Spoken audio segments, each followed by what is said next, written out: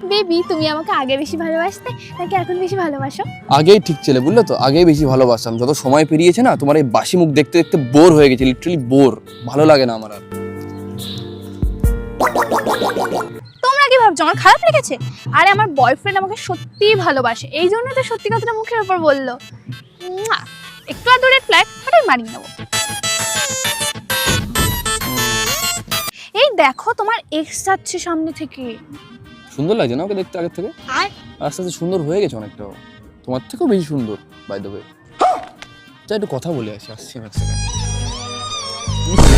আরে আমার একদম খারাপ লাগেনি, আমি একদম ওভার পজিটিভ না। আমার বয়ফ্রেন্ডকে আমি খুব বিশ্বাস করি, আর ও আমাকে আমার সামনে কেন বলেনি জানো? যে আমি ওর এক্স থেকে বেশি সুন্দর, যাতে আমার নজর না লেগে যায়। এত খেয়াল রাখে আমারও।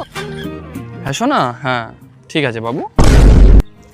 এই আমি তো তোমার পাশে, তো তুমি শোনা বলে কার সাথে ফোনে কথা বলছো?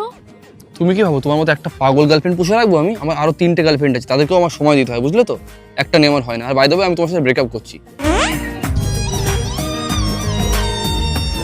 এতে খারাপ লাগার কি আছে? আমার ওপর যাতে বেশি প্রেশার না পড়ে, এই কারণে আমার বয়ফ্রেন্ড আমাকে বাদে আরো 3টে গার্লফ্রেন্ড রেখেছে। কত খেয়াল রাখে বলো আমার তো। এরকম সুন্দর বয়ফ্রেন্ড তোমরা লাখে খুঁজেও পাবে না।